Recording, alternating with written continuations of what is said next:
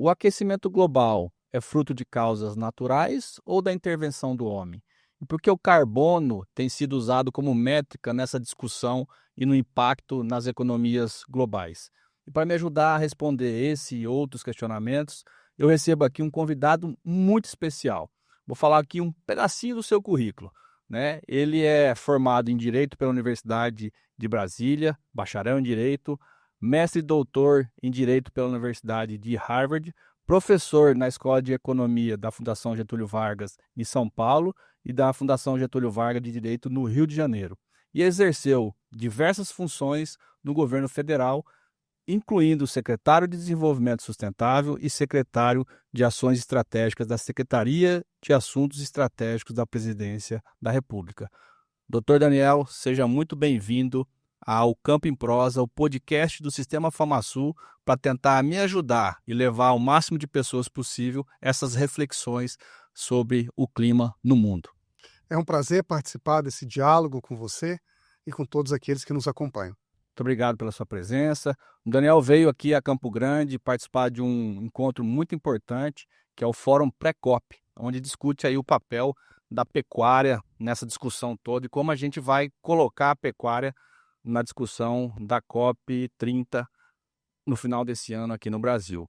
Mas, como a gente tem esse costume aqui no nosso podcast, Daniel, a gente começa com uma provocação, né, para que a gente possa levar para os nossos telespectadores um pouco de reflexão, né? E você que está nos acompanhando, se concorda com o que nós vamos tratar aqui, compartilha, curte esse vídeo, faça com que esse assunto chegue ao máximo de pessoas possível. E se você não concorda também, compartilha, curte, questione lá para que também a gente possa elevar o nível da discussão.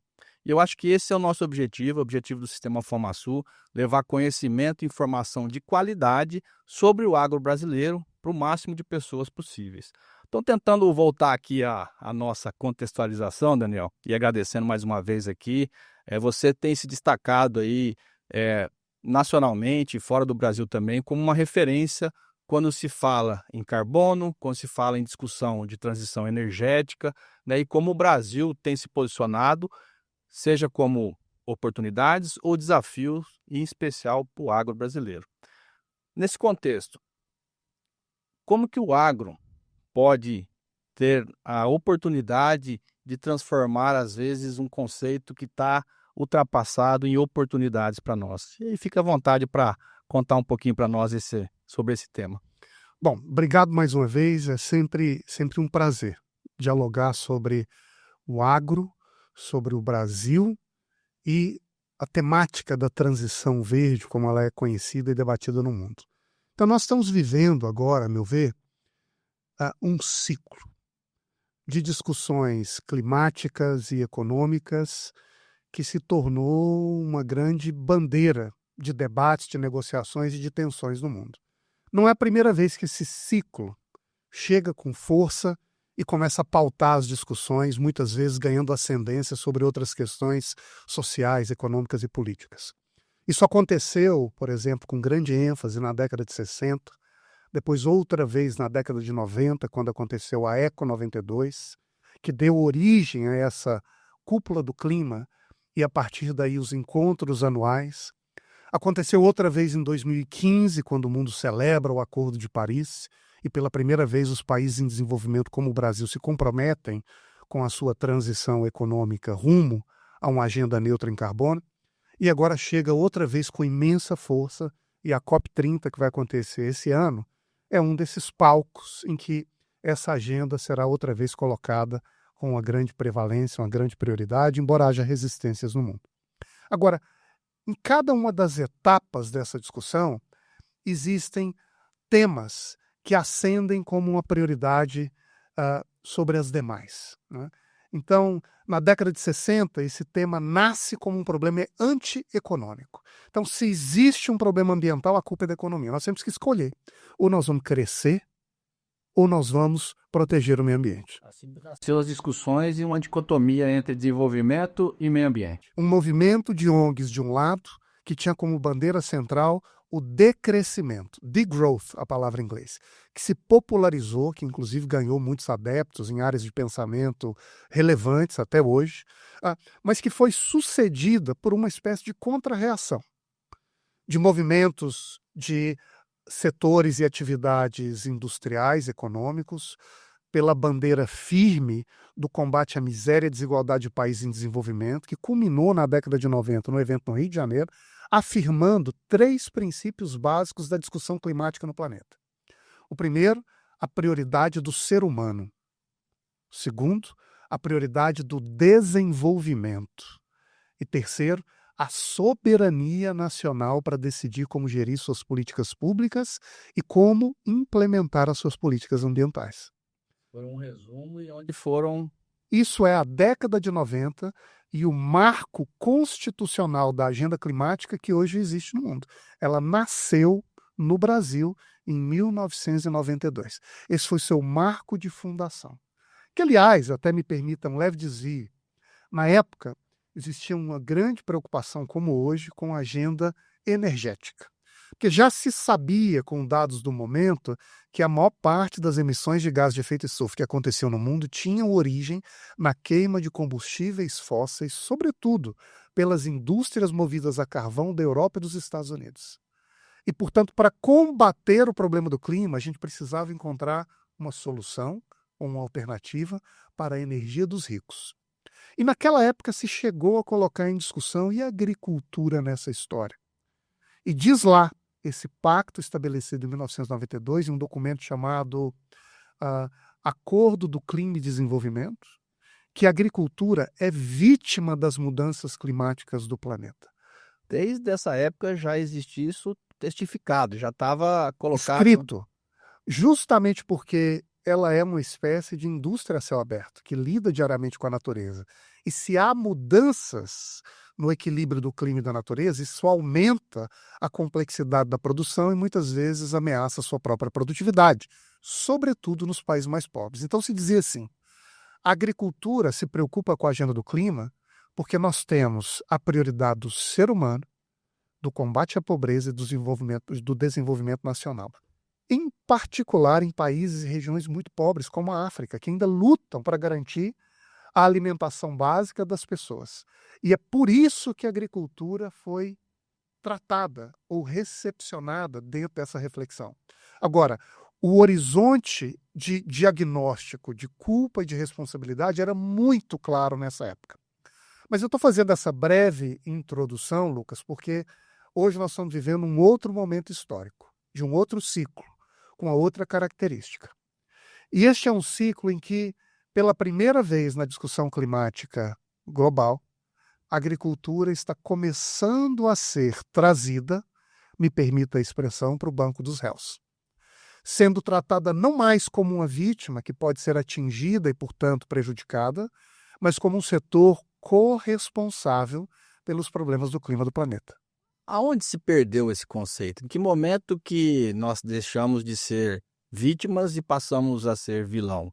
Será que pela importância econômica, por exemplo, de um Brasil que vai fazer com que essa transição energética aconteça, queiramos nós ou não, porque nós somos a bola da vez enquanto produtores de alimento, produtores de energia e de fibra, e também de biodiversidade, de material biológico, seja na fauna e na flora. Em que momento nós perdemos isso, Daniel? Eu acho que houve 3 mudanças fundamentais que fizeram a gente passar a ser tratado como parte do problema.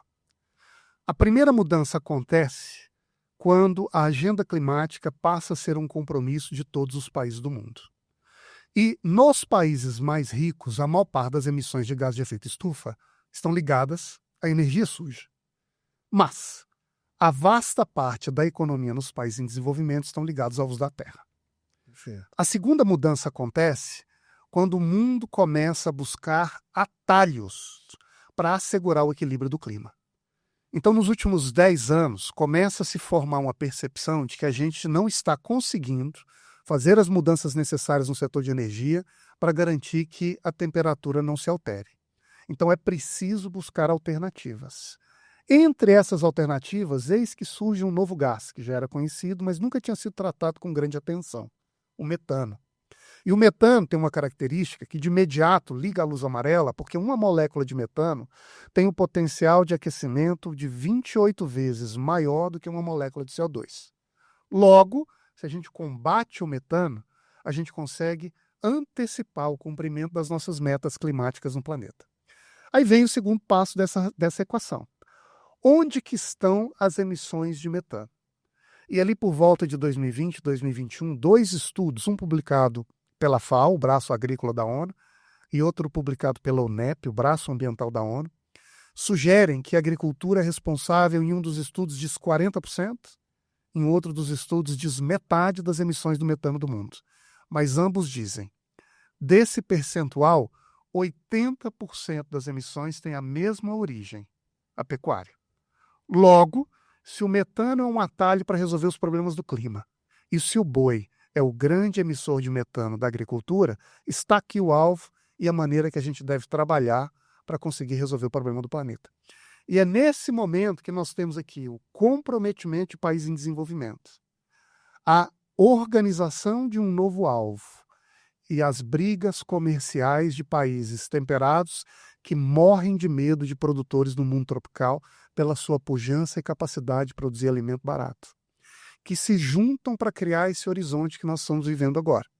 Um horizonte em que a agricultura, que há 30 anos era vítima e que precisava ser protegida e preservada para garantir a segurança alimentar do planeta, é de repente colocada no banco dos réus. E agora nós vamos ter, na COP30 no Brasil, um desafio de como esse tema vai ser tratado, deliberado e decidido. E, sinceramente, não me surpreenderia se a gente assistir ali a um grande movimento de definição de metas e obrigações para o produtor rural. Junta as pontas, sabe o que significa? Significa que um problema que originalmente foi causado pela emissão de países ricos na queima de energia, agora vai ter a conta compartilhada, ou paga em grande parte, pelo pecuarista do sul global. Faz sentido? Nenhum. E muito pelo contrário, né? E como é que você vê essa nova geopolítica aí que tem mexido alguns botõezinhos aí, né? Então, os Estados Unidos é um ator importante, nós temos a China como um ator importante. Nós não vamos ter aliados, talvez, nessa discussão em termos de pecuária, porque nós sabemos que a pecuária, por exemplo, os Estados Unidos uma atividade importante, né? Sei que só somos concorrentes em algum momento, mas nós estamos, talvez, num momento ali de queda de braço com a União Europeia, que eu entendo, até pela tua fala que é quem está dando as diretrizes, é o velho mundo, né? Dando a diretriz até hoje ainda nessa regra comercial. Mas como que a gente pode aproveitar esse momento de voltarmos a talvez... Não acho que não somos vítimas nesse momento. Nós temos aí como oportunidade de sermos o fiel da balança na solução de um problema de resolver a fome no mundo, né? Segurança alimentar, mas com produção consciente, que respeita o meio ambiente, que vai Claro. fazer como cresça essas regiões do país como um todo. Eu acho essa uma bela pergunta, porque nós estamos assistindo a uma reviravolta nas discussões ambientais no planeta. Primeiro, pela chegada do Trump à presidência e uma decisão de abandonar o Acordo de Paris e de restringir políticas ambientais que não sejam competitivas economicamente. De outro lado, a Europa teve uma eleição de um parlamento com viés conservador que abraçou um conjunto de políticas que tem como bandeira predominante explícita do governo, da presidência da Ursula von der Leyen agora nessa gestão, a chamada competitividade. E para isso, o primeiro passo, diz a Europa, é implantar um conjunto de políticas que promovam uma revolução de simplificação nas restrições burocráticas impostas pela Agenda Verde. Então a Europa Interna, a princípio, começa a desfazer a sua estrutura ambiental que ela mal terminou de construir.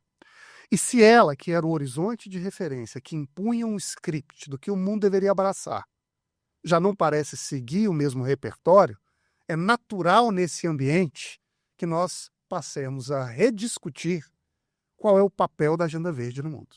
Será que ela está posicionada de forma correta? Esse é o momento, essa é a forma de discutir ela? O que é a Agenda Verde, como ela deve ser tratada no planeta? E aqui eu concordo exatamente com a sua intuição.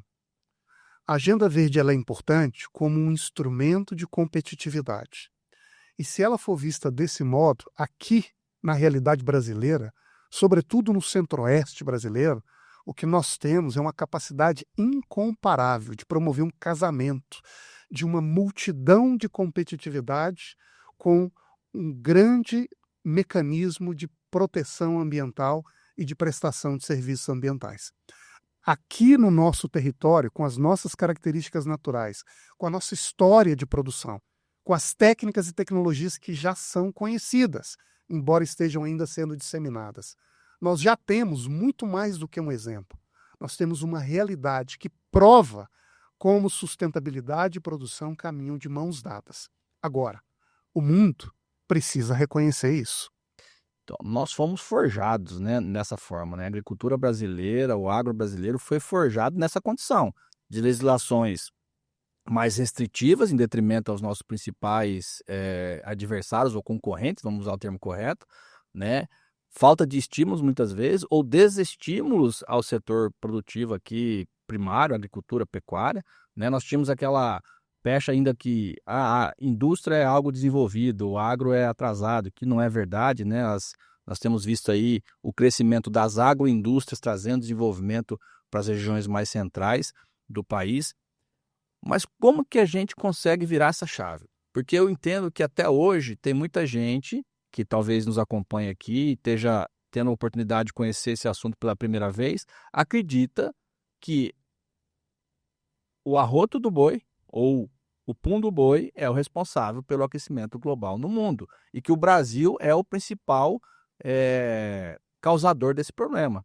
Quanto que isso impacta? Qual que é o tamanho das emissões de gases de efeito estufa do Brasil em detrimento ao mundo e por que essa discussão ainda é feita hoje? É por interesse econômico? Como é que você coloca isso para nós? Olha, o Brasil tem uma participação relativamente pequena no percentual das emissões do planeta. Existem dados diferentes, estudos diferentes, mas variam de 1,5% a 3%. O que, na verdade, é um detalhe perto da escala e da dimensão dos problemas do mundo. Quando se diz isso, logo a gente ouve uma reação dizendo, mas poxa, você tem que cuidar dos 3%. Ninguém está dizendo que nós queremos lavar a mão. O que nós estamos querendo dizer é que se existem problemas entre nós e nós precisamos, estamos trabalhando para resolvê-los, existem também inúmeros atributos positivos que são ocultados por uma cortina de fumaça que nos impede de nos projetar e nos apresentar como realmente somos. Então, respondendo à sua pergunta, grande parte do desafio que o Brasil tem, a meu ver, para conseguir fazer com que o mundo reconheça o nosso potencial tropical verde na produção de alimentos, é em superar as mistificações. E essas mistificações não caem do céu. Elas são construídas e repetidas em narrativas, muitas vezes, até serem absorvidas como se fosse uma verdade natural.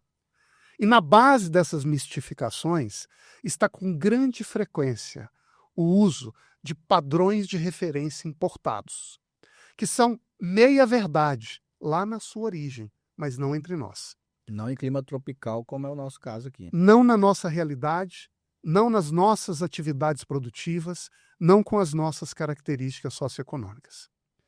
E uma das miragens mais marcantes no debate global hoje, a meu ver, tem que ver com o papel da pecuária e do boi.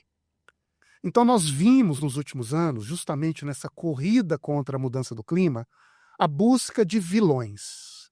E o boi apareceu como um vilão oportuno de momento. Mas a justificativa para correr atrás do boi, segunda sem carne, não vamos mais produzir pecuária, é uma referência do aquecimento provocado pelo metano. Essa referência foi criada originalmente pensando no CO2, que é uma espécie de dólar do mecanismo de troca das moedas internacionais. Referencial. Então, todo o aquecimento provocado por qualquer moeda, ou melhor, por qualquer gás, é medido em relação ao potencial de aquecimento do CO2. Eu faço a conversão e trago pela... E trago para ver o quanto aquela emissão daquela atividade com aquela molécula gera um aquecimento múltiplas vezes equivalente ao CO2. E no caso do metano, 28 vezes. Então, em um jogo rápido, o que se fez foi, olha, se é 28 vezes o potencial de aquecimento, eu vou pegar o número de moléculas emitida por uma atividade produtiva no tempo, eu multiplico por 28 e vejo o aquecimento que isso provoca numa determinada realidade num período de tempo delimitado. Só que, quando essa transposição é feita do CO2 para o metano, algumas imprecisões imediatamente chamam a atenção. Uma delas é que o CO2 vive na atmosfera entre 100 e 1000 anos, basicamente para sempre. Cada molécula conta. Uma vez emitida, ele fica provocando aquecimento do planeta por uma infinidade de tempo. O metano não. Depois de 10 ou 12 anos, ele se quebra e se retira da atmosfera. Então, se a gente olha em um balanço, em um período de tempo relativamente médio computado, o que nós percebemos é que, se por um lado o metano, quando entra na atmosfera, tem um impacto positivo, quando ele se retira da atmosfera, ele também subtrai aquele potencial de aquecimento originalmente causado. Então, um estudo publicado por um importante cientista da Universidade de Oxford, que pesquisa há muitos anos o metano e é uma grande referência global, indica justamente essa imprecisão da métrica do CO2 aplicado ao metano. E ele vai além, para usar um outro exemplo, que aí diz respeito mais particular ao chamado biometano, que é o metano da pecuária. Para dizer o seguinte: primeiro, é errado tratar o CO2 como se fosse o CH4, o metano. Segundo, é errado tratar o boi como se ele fosse uma petroleira. Porque olha o que acontece com a petroleira quando ela tira o óleo do chão. O metano que estava estocado no fundo da terra por milhares ou milhões de anos vaza, vai para a atmosfera, se quebra daí a 10, 12 anos, deixa como resíduo o CO2 que permanece por mais 1000 anos, provocando o aquecimento do planeta. Então, uma molécula que estava no fundo da Terra vai ser adicionada na atmosfera e vai causar o aquecimento global. O boi não faz isso. Ele não é uma fábrica nova de molécula de CO2. Nenhum fator isolado no processo, né? Ele vive em um sistema produtivo em que ele consome um pasto, que era um CO2 que estava na atmosfera, capturado pela fotossíntese da planta, ingerido pelo boi, que no seu processo de digestão produz a molécula de metano que vai para a atmosfera, para daí a 10 anos se quebrar e voltar a ser a mesma molécula de CO2 que estava na atmosfera antes. Então, em vez de ser visto como uma espécie de forno que ativa e potencializa o aquecimento do planeta, ele é, nessa percepção, uma espécie de filtro que recicla um CO2 que estava na atmosfera, é consumido pela planta, volta para a atmosfera e assim vai. E, portanto, é errado olhar para as emissões do boi como se elas estivessem adicionando sistematicamente calor numa proporção de 28 vezes aquele aquecimento provocado pelo CO2.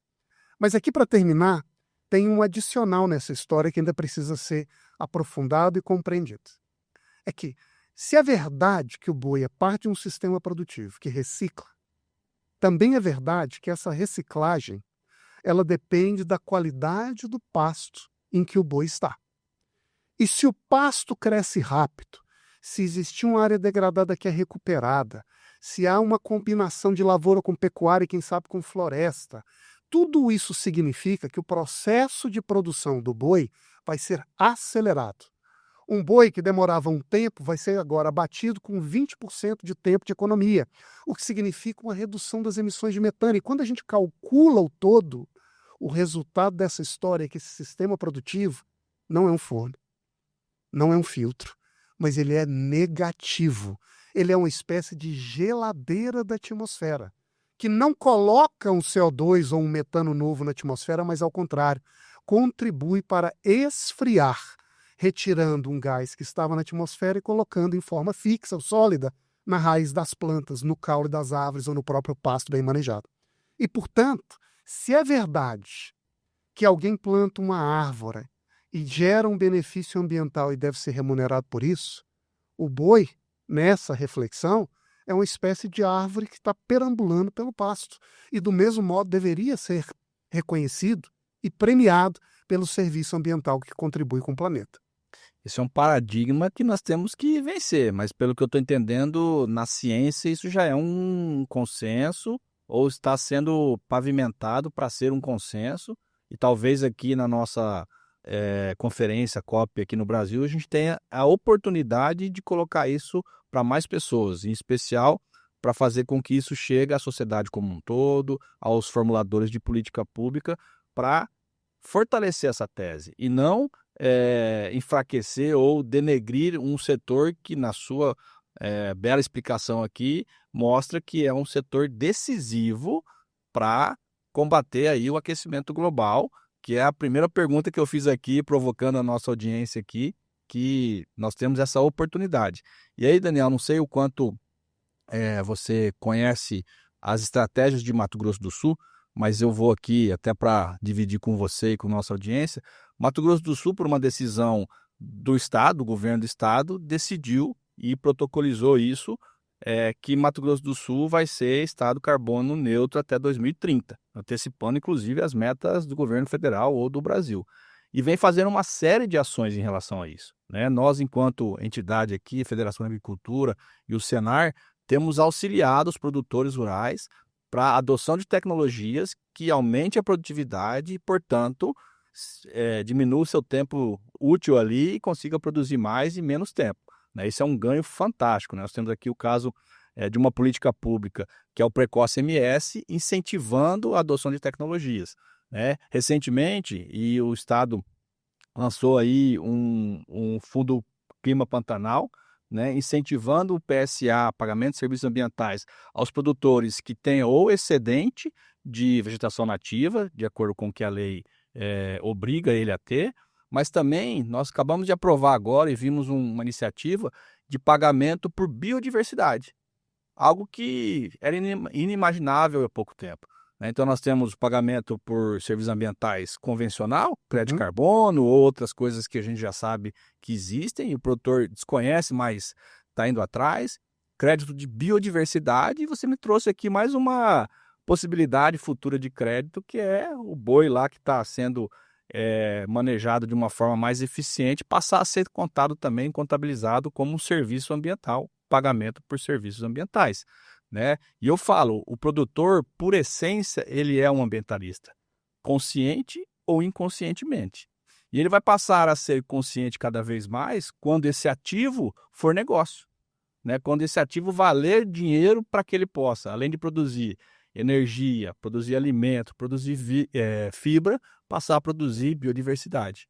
Eu acho que a agenda ambiental ela está passando por uma reviravolta, não só por essas tensões geopolíticas, ideológicas que nós temos assistido no mundo, mas pelo seu encontro com a realidade produtiva de países diversos.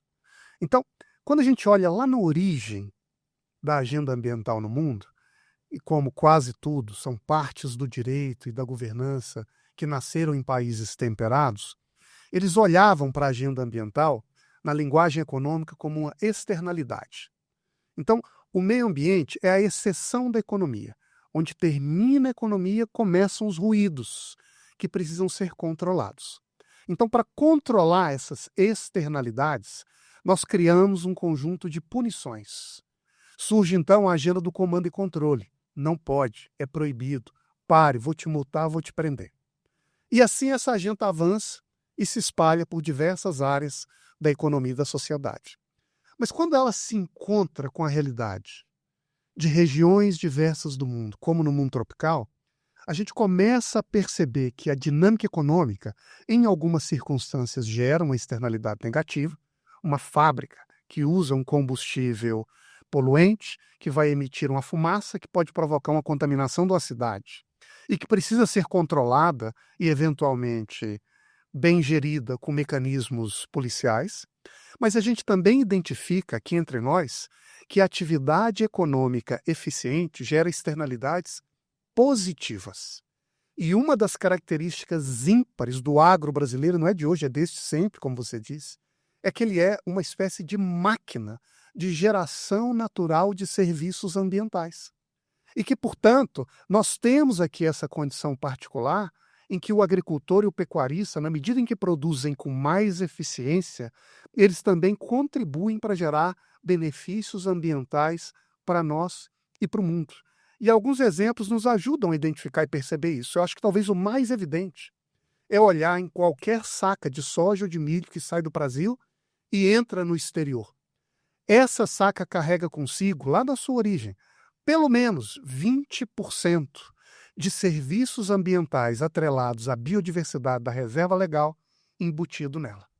Todo esse pacote de bens que uma reserva legal, sem falar numa área de preservação permanente, ou em outras áreas do Brasil em que essa preservação se estende até 80%, como é o caso da Amazônia, que é um conjunto de serviços que nós damos de graça ao mundo, que tem uma importância imensa, como nós hoje debatemos e reconhecemos, mas pelos quais ninguém paga.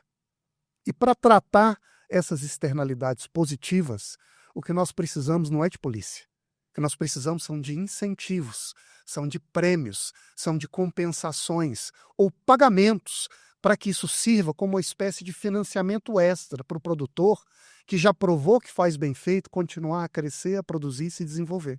E é nesse sentido em que, quando essa agenda climática se encontra com a realidade produtiva dos trópicos, ela pode ser uma verdadeira arma de financiar o avanço produtivo, o crescimento sustentável dessa região do mundo. E eu, sinceramente, eu vejo inúmeras das iniciativas do Mato Grosso do Sul caminhando exatamente nessa direção. É claro que se começam com experiências, e todo mundo que sai na frente enfrenta desafios do desconhecimento, da organização de desenhos institucionais bem construídos, do envolvimento do setor produtivo, mas que claramente no debate que a gente ouve aqui, quer, por um lado, fomentar a produção, defender a propriedade, mas ao mesmo tempo reconhecendo que vários desses bens ambientais estão sob posse e domínio do produtor rural. E por isso mesmo ele merece ser reconhecido, premiado ou quem sabe até remunerado por isso. Parte do debate que acontece no Pantanal é exatamente esse. O Pantanal pode ter os seus desafios, pode ter as suas dificuldades, mas o Pantanal não é a Amazônia. E a sua realidade é muito diversa. Na Amazônia, nós vemos um caos fundiário, em que ninguém sabe quem é dono do quê. Nós temos no Pantanal mais de 95% das suas posses com o título regularizado com o proprietário, que muitas vezes está ali há décadas, cuidando do meio ambiente, gerando produção e sustentabilidade. Portanto, em um ambiente dessa natureza, é simplesmente impensável você tratar um problema ou um desafio de governança econômica e ambiental como se fosse um caso de polícia. Isso precisa ser visto como uma oportunidade econômica para a inclusão, para aumentar renda, riqueza, desenvolvimento com sustentabilidade.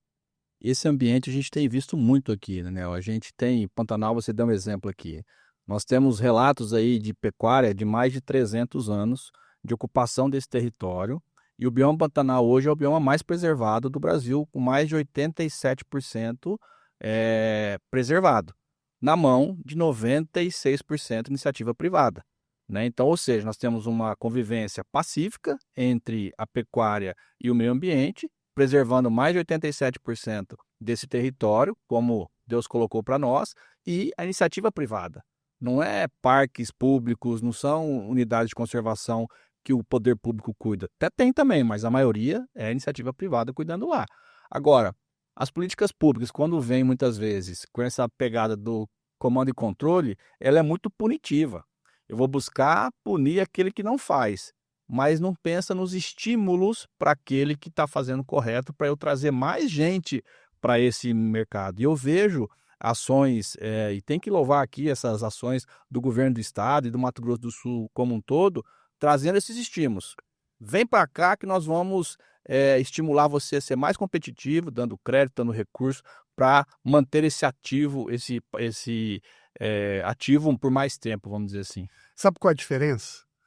O comando e controle, criado nessa estrutura de combate à externalidade, o que ele queria era parar a produção que é mal feita. E é, portanto, proibir. E se isso acontecer, nós cumprimos com o objetivo original da norma. Mas no debate que acontece no Brasil ou no Pantanal, o que nós queremos não é isso.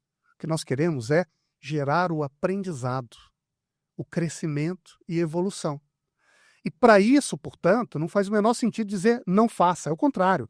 Faça, mas faça bem feito. Vá por esse caminho que é melhor. Use essa técnica que você vai aumentar a sua renda e vai gerar um impacto ambiental residual. Pense nesse modelo de produção, porque vai ter gente mais interessada em pagar mais pelo valor do seu produto. E, portanto, é uma lógica completamente diferente de pensar a governança e a gestão do território. No primeiro caso, o que você quer é parar a economia. No segundo caso, o que você quer é aprimorá-la, empurrá-la para frente. No primeiro caso, o que você quer é interromper a ação humana. No segundo caso, o que você quer é que mais gente faça de maneira mais sofisticada e melhor, crescendo, avançando e evoluindo. São lógicas completamente diferentes. O grande problema é quando nós pegamos uma delas e levamos para um campo diferente pelo qual ela não foi pensada nem tratada para funcionar. E isso com grande frequência acontece quando nós importamos para o território brasileiro políticas referenciais ou, por que não dizer, preconceitos para gerir a nossa realidade. E aí voltamos ao assunto da COP. O que eu acho que é uma das grandes tarefas e desafios do Brasil nessa COP30? É tropicalizar os padrões e referências de sustentabilidade que organizam o debate no mundo. É claro que nós não vamos, em um único evento, conseguir cumprir com toda essa tarefa, mas a gente pode e deve avançar muito nessa direção, mostrando a nossa realidade, as nossas particularidades e as nossas referências ao mundo, e mobilizando, sobretudo, lideranças do mundo tropical, da América Latina, da África subsaariana, do Sudeste Asiático, que é esse grande cinturão tropical do planeta, discriminado como nós, para que juntos a gente comece a criar um padrão de organização, de suporte, de apoio, que oriente o rumo do desenvolvimento econômico e da agenda climática no mundo. E fazer isso, não porque isso é um privilégio ou um interesse particular de um ou de outro país dessa região, é porque essa é condição para a agenda climática avançar no planeta. Do contrário, o que nós vamos fazer é apenas criar animosidade, resistência, ceticismo, e o efeito a gente sabe qual é. Outros países podem entrar na mesma onda Trump. Esse é um desafio nosso, né, para a atualidade, é quebrar essas desconfianças. A gente que está aqui diariamente lidando com o produtor rural, a gente precisa traduzir o que a ciência, a pesquisa, nós estamos aqui no evento com a Embrapa e a importância da discussão, né, de pesquisadores, pessoas estudiosas e que trazem esse conceito como você, trazer essa discussão para uma linguagem mais adaptada ao produtor rural. Aí o Senar, a federação tem esse papel de trazer essa linguagem e traduzir as oportunidades em negócio, né? O produtor rural, ele sabe produzir, ele sabe fazer a lição de casa dentro da porteira. E nós temos que trazer de uma forma mais fluida para ele essas oportunidades de negócio, né? Mas ele está machucado, ele vem apanhando há muitos anos já, com conceitos equivocados, né? Ou adaptados de outras realidades para a realidade do país. Então, nós precisamos trazer essas oportunidades para o campo da discussão. E eu vejo e parabenizo aqui os seus estudos, as suas publicações. Eu tenho visto aí várias palestras, entrevistas tuas. Você traz isso como uma oportunidade, traz uma linguagem adaptada à realidade do nosso produtor, né? E para provocar ainda um pouco mais, Daniel, eu vejo você como operador do direito, né? Fala muito em regulação e fala muito em métrica, né? Nas suas falas, nas suas discussões. Por que que eu meço o impacto de carbono no consumo final lá, né? Eu tenho grandes países importantes na economia que produzem para um outro país e eu só conto o balanço lá na ponta. É isso mesmo? Como é que é essa regra? Tem como mudar isso? Está em discussão isso? Olha, eu acho que esse tema tem ganhado mais atenção, mais preocupação no mundo e ele deveria ser rediscutido. Então, a história, para resumir, é que nos últimos 10 anos houve um esforço de mobilizar empresas, o setor privado, além do setor público, a adotar compromissos para a redução das suas emissões. Só que o que acontece no mercado é que o mercado ele é integrado. Um produto é feito em um lugar, vendido para um segundo, consumido num terceiro, e aí na hora de se realizar essa contabilidade para ver quem é que é o principal responsável por uma carga de emissões, nem sempre é claro qual dos três, quem produziu, quem transformou, quem consumiu, deve ficar com essa conta. Ali por volta de 2018, na Polônia, em uma das COPs, se tomou então uma decisão, naquele momento, de se definir um protocolo de atribuição de responsabilidade pelas emissões do setor de energia e do setor de alimentos. No caso do petróleo, o compromisso que foi adotado foi o seguinte: um país produz petróleo, ou melhor, extrai o petróleo do fundo do mar, vamos dizer a Noruega, que vende para a Holanda, que vai processar esse petróleo para produzir os combustíveis, que por sua vez é comercializado com a Itália, que vai utilizar esse combustível no seu transporte público. Qual dos três países é responsável pela maior carga e a maior parte das emissões da cadeia do petróleo? E a resposta é o país que consome o petróleo. Logo, a Noruega tira o petróleo do chão, mas quem responde pela maior parte das emissões do setor petrolífero é a Itália, que consumiu o petróleo na ponta. É o destino que manda pela atribuição das responsabilidades da emissão. No caso do alimento, se adotou um critério inverso. Um país chamado Brasil produz uma soja que é vendida para a China, que vai produzir um óleo de soja que é comercializado e vendido para o Japão, que vai consumi-lo num restaurante japonês lá em Tóquio. Qual dos três países responde pela maior parte da carga de emissão do complexo soja? O país origem, que produziu o alimento. Distorceu a regra inicial do... Essa inversão ou essa diversidade de critérios gera pelo menos duas distorções gravíssimas na discussão internacional.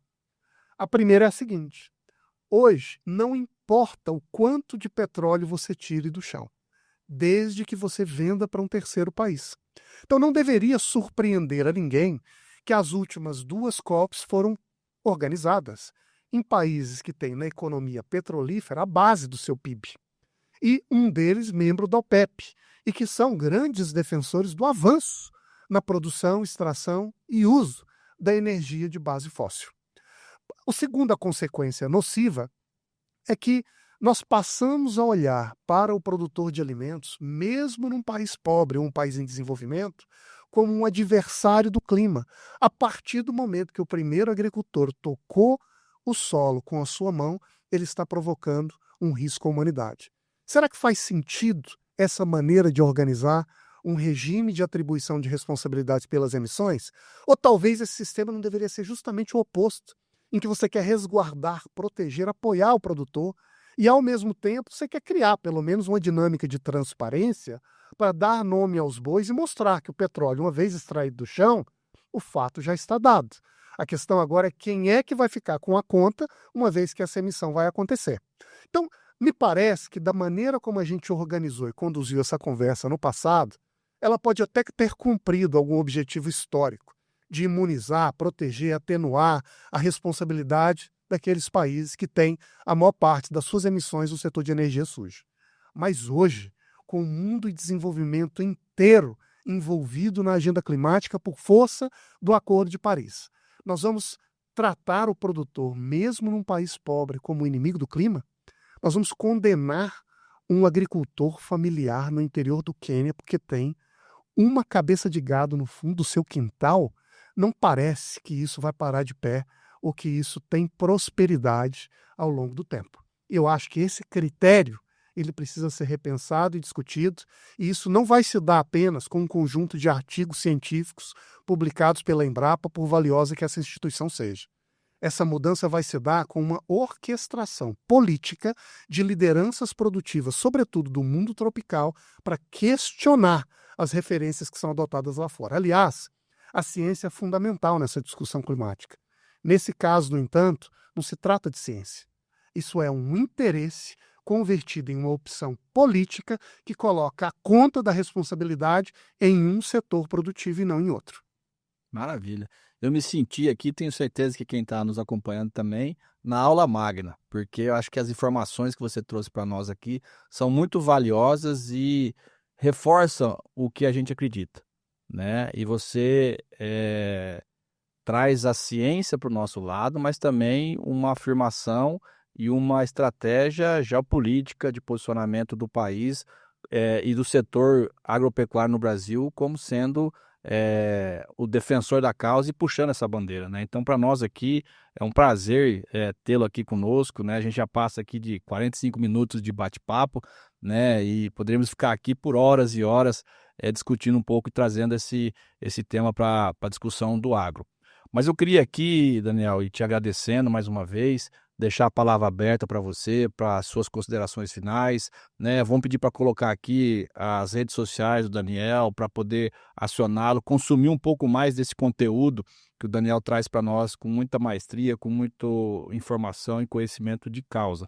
Mas tentando nós respondermos à pergunta inicial, né, se o aquecimento global ele é fruto de um movimento natural ou da atividade humana, e a gente colocou aqui que é natural, mas talvez intensificado pela atividade humana, mas isso pouco importa, porque o fato é que existe e que nós temos que ter aí a oportunidade de aproveitar esse movimento que está se construindo para ter oportunidades de negócio ao produtor rural.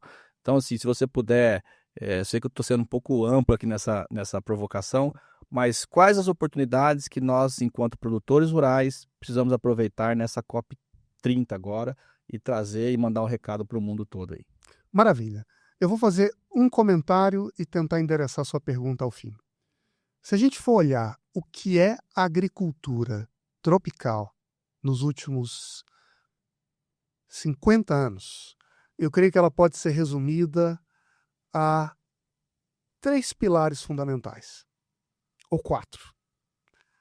Crédito, tecnologia, capacitação e gente que faz.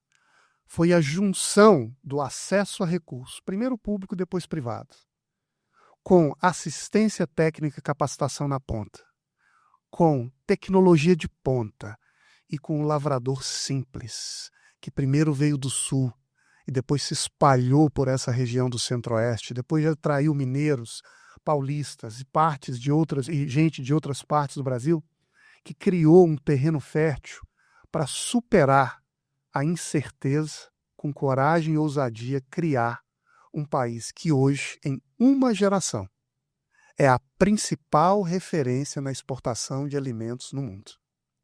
Nós fizemos isso em menos de meio século, com uma geração que ainda está viva para contar a história e explicar para a gente como isso foi feito.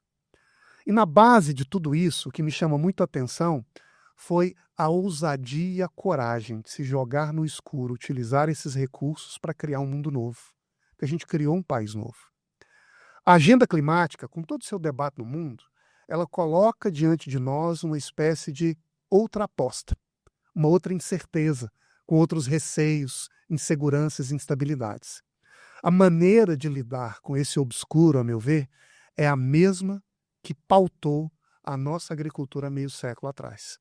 Com ousadia, com coragem, juntando crédito, tecnologia nova, capacitação e lavrador empreendedor, que juntos no campo, na fronteira da produção, têm a capacidade de converter o que os outros olham como ameaça em oportunidade para fazer mais com menos, gerando mais alimento, alimentando o mundo, garantindo ao mesmo tempo serviços ambientais. Como fazer isso? Me parece que o sinal é muito claro. O sinal é o produtor brasileiro aproveitar toda essa sua energia e experiência acumulada, olhar para os sinais do mercado, pelas lições da ciência e para o debate que está acontecendo e enfrentá-lo de peito aberto, para abraçar na terra a oportunidade de produzir, de fazer, melhorar suas práticas, pressionar os órgãos do Estado e do setor privado para oferecer os insumos a ele. E nessa dinâmica de produção e de crescimento, nós sabemos de algo que vem para ficar. Nos próximos 20 anos, mais 2 bilhões de pessoas virão habitar a Terra conosco. A maior parte dessas pessoas do Sudeste Asiático e na Ásia, e na África. E todo esse manancial de gente precisará, aconteça o que acontecer, comer.